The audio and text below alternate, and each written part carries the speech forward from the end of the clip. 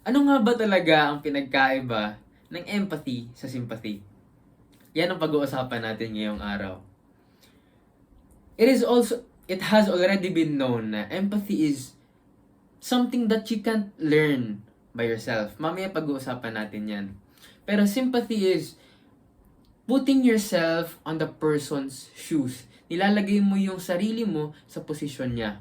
While sympathy is trying to understand a person dahil hindi mo pa lubos maintindihan kung ano talaga yung nararamdaman niya. Bakit? Dito sila nagkakatalo. You gain empathy kapag napagdaanan mo na yung currently na pinagdadaanan ng tao. And sympathy is when you try to understand a person, especially kapag hindi mo pa napagdaanan yung napagdadaanan niya. For example, you had a friend na nawalan na ng mahal sa buhay. A person who would try to sympathize would be, siguro nasasaktan ka. And tingin ko, masakit talaga at mahirap. Kasi lalo na't lola mo pa yun. Andito lang kami para sa'yo, ha?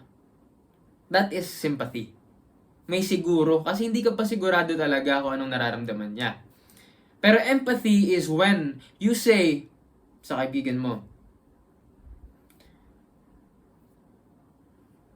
alam kong mahirap.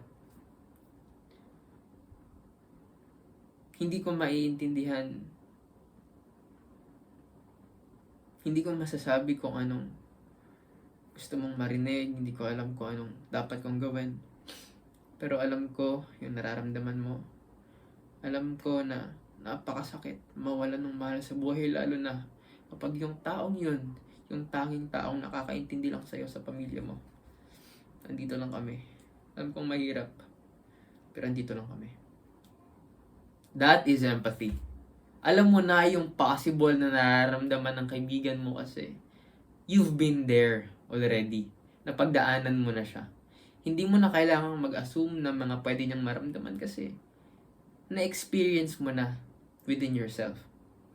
Now, tutungo tayo ngayon sa paano natin ba matututunan ang empathy and if possible ba siya.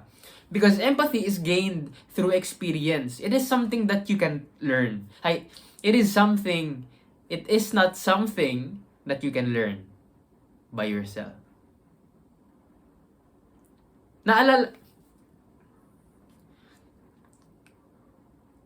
Go back to the times na nagkakaroon kayo ng kwentuhan ng mga kaibigan mo or family mo. And pag nagkukwento sila, vividly, na-visualize mo kung ano yung kwento nila. Na-visualize, na-imagine mo kung paano yung kwento nila. Lalo na yung mga horror stories. Nung mga bata tayo, up until now, yung mababasa mo sa Facebook, yung mga Baguio stories na yan, na kwento ng isang taxi driver, na-visualize mo kung anong nangyayari. Kwento ng mga kaibigan mo, na-visualize mo yung napagdaanan nila. Kwento ng family mo, kwento ng mga lola at lolo natin, mga nanay natin, na naglalakad sila ng napakalayo, tumatawid doon ng ilog, na-visualize natin. No? And when we visualize those things, especially horror stories, nakakaramdam din tayo ng takot. In other words, through their stories, through people's stories, nadadala nila tayo sa experiences nila and they also allow us to experience what they have experienced. So what does this tell us? Even though hindi natin pwedeng makontrol by ourselves yung empathy na ito, i-imaginein ko namatayan ako, matututunan ko ngayon paano yung feeling ng mamatayan. Hindi mahirap napakahirap. Pero, when we hear and listen to people's stories, kapag nagkakwento sila, and nadadala nila tayo sa situation na yun, at na-visualize natin, at habang nagkakwento sila, emotional sila, nararamdaman natin yung emotions nila, we are putting ourselves in their shoes, and we are feeling what they're feeling. So kahit hindi natin siya napagdaanan, even though na hindi natin sila kayang intindihin kasi hindi natin yun na-experience, hindi natin alam yung pakiramdam, when they tell us, and we listen, not only hear, when we listen and try to really understand them, we can empathize. Kaya. Kasi yung challenge po ngayon, kapag yung kaibigan natin nagkukwento sa atin on when we share stories to other people, anong kadalasan nating naririnig? Ay, ako may problema din akong ganyan. Ay, ako napagdaanan ko din yan. Grabe, oo, ang hirap nga. Alam mo, mahirap, maliit pa yan si pinagdadaanan ko ngayon. Ay, yun lang. Apektado ka na agad, maliit pa yan. Ano ba yan, nahina mo naman? When we hear this kind of response, do we really feel that the person we are talking to is listening to us?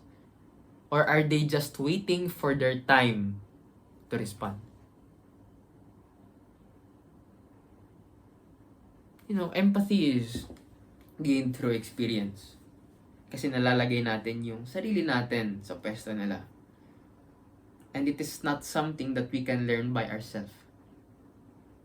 If we want to learn empathy, you must practice the skill of listening. Kasi most of the time, people nowadays, when you share something to them, they're just waiting for a time na makapag-share din sila sa'yo. Kasi everybody loves to talk about themselves. Pero alalahanin mo yung mga taong nagbigay ng walang kakulangang atensyon nung nagkakwento ka. What did that made you feel? You feel heard and understood. Loved.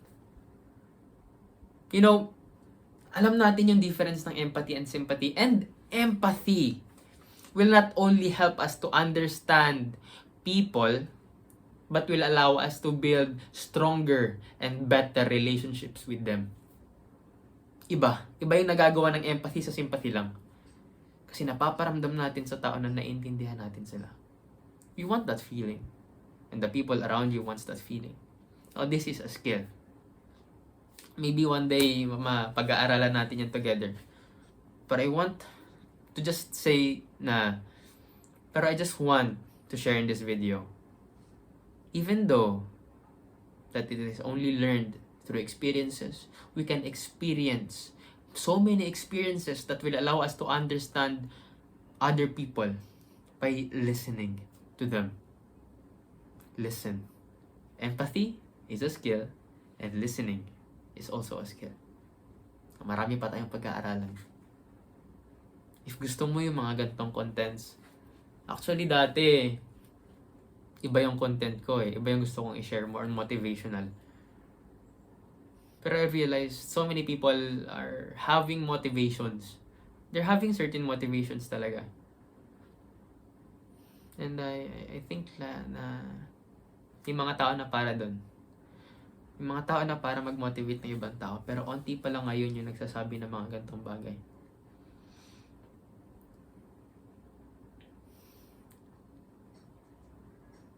Next video, pag-uusapan natin bakit nga ba subjective yung happiness. Bakit kapag umuulan, may mga taong natutuwa, may mga taong grabe na mapamura sa galit kasi inabutan pa sila ng ulan papuntang trabaho. If you're interested with that, watch the next video.